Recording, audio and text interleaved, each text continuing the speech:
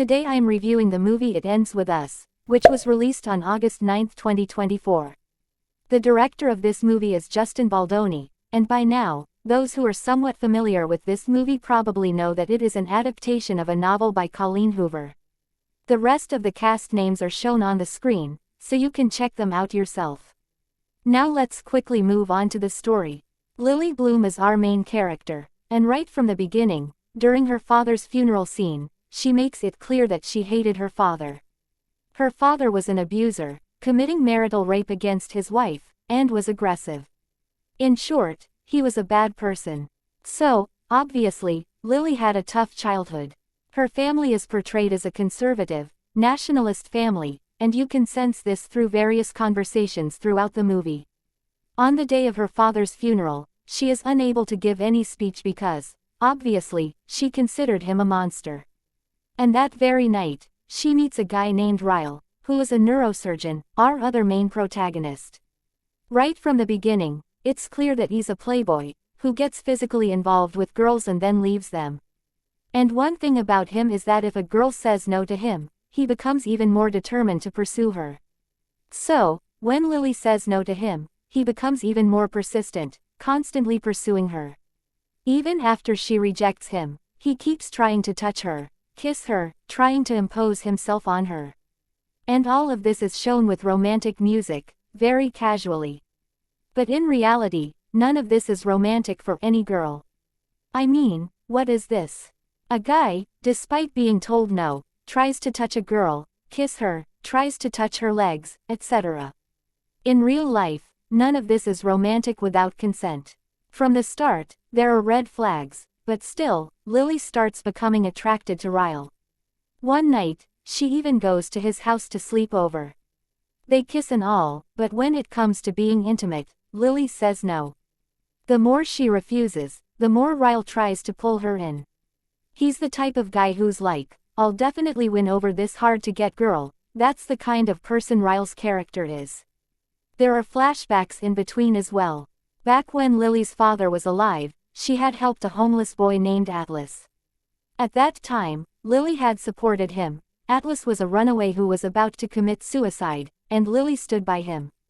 Lily was also attracted to him, and they even slept together. He was kind of her first love. Then, Lily's father finds out about them and beats Atlas very badly, almost to the point of death. After that, Atlas leaves. These events are gradually shown through flashbacks. And then, after many years, when Lily is with Ryle, they are at a restaurant, and it turns out that the restaurant belongs to none other than Atlas.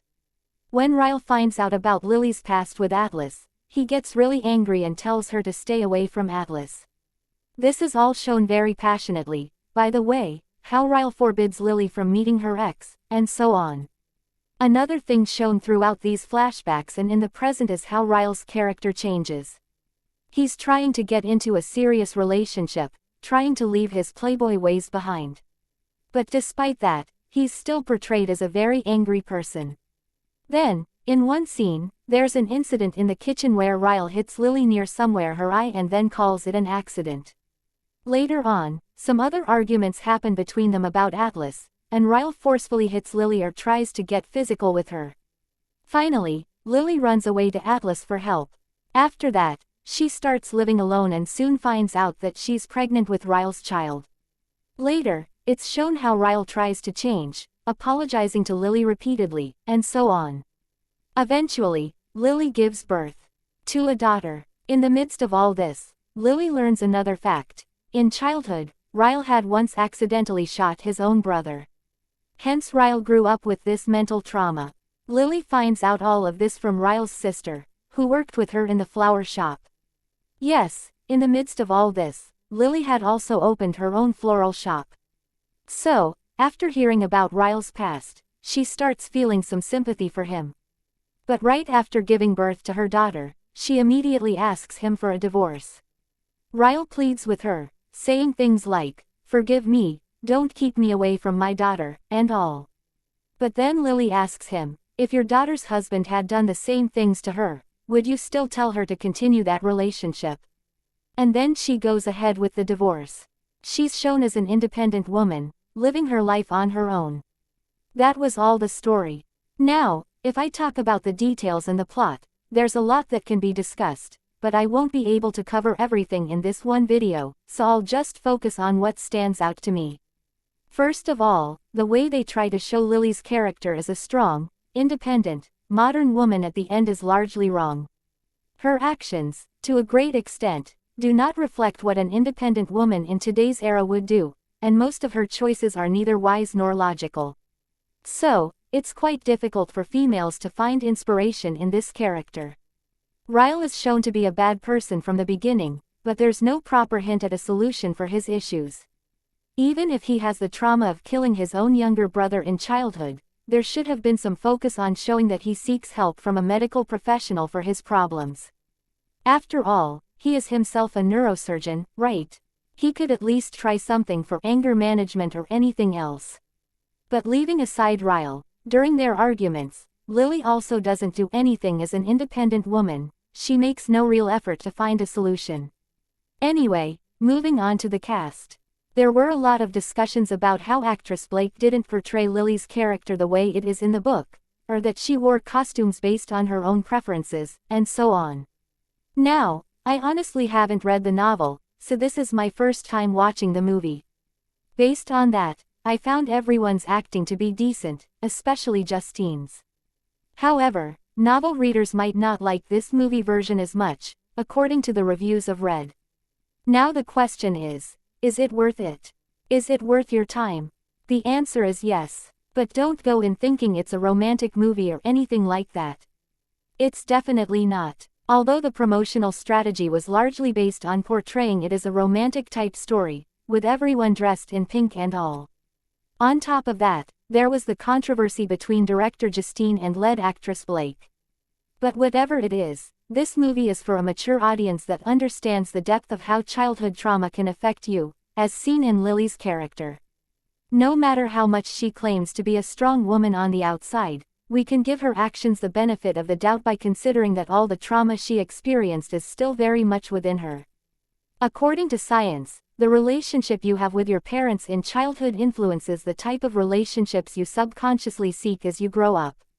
This happens because it feels familiar to your brain, and it fears the unfamiliar. Hence, in this case, just like her parents' relationship, Lily is also attracted to a person who has been forceful with her from day one, and she continues to allow it, just as her mother allowed her father to behave that way.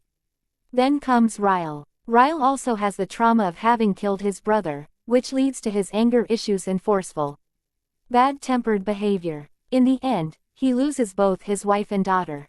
The third character, Atlas, he also has a tragic past as well, running away from home and contemplating suicide. Clearly, all these elements are meant for a mature audience that understands that dealing with one's trauma is their responsibility and that they should seek help from medical professionals to overcome it. Otherwise, they will continue to face such issues in their lives. Similarly, parents should take this lesson to heart. They must make every possible effort to prevent their children from experiencing such traumatic events. Otherwise, the same issues will continue to spread through their generations. And especially if you have dangerous weapons like a gun in your house, keep it away from your children or, most importantly, lock it up. Because accidentally hurting someone, especially a sibling, is even more painful. I mean, just think about accidentally killing your own sibling. It sounds so bizarre. Such incidents have happened in real life too. So, there are many lessons to learn here, but again, the movie It Ends With Us does not execute these points well. I mean, if they had added more details and developed the story gradually, it would have been better. The portrayal of the independent woman at the end also does not convincingly depict a strong female lead, in my opinion. In terms of songs and cinematography, those aspects are good. However, if the marketing had been done properly, I swear this movie would have performed even better.